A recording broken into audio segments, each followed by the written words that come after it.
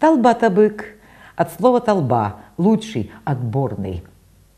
Ритуальный ударный инструмент с колотушкой. Колотушка называется былаях. Это реконструкция по архивному рисунку.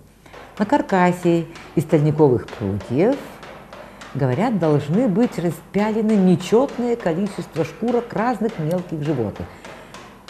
Призываемый духами к служению, будущий шаман должен был получить разрешение народа, что выражалось по-разному, в том числе следующим образом. Если люди хотели, чтобы избранник духов стал шаманом, верили, что этот человек в силу своего характера не нанесет им вреда, то они дарили ему шкурки разных зверушек. А хранить шкурки лучше в распяленном виде, иначе они крошатся.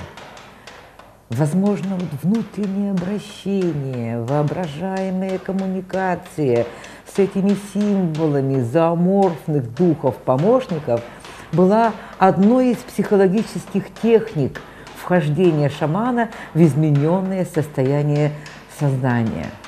ИСС, когда достигалось состояние интуитивного озарения в поисках, например, пропавшей коровы, которого шаман искал в образе одного из своих зверей-помощников.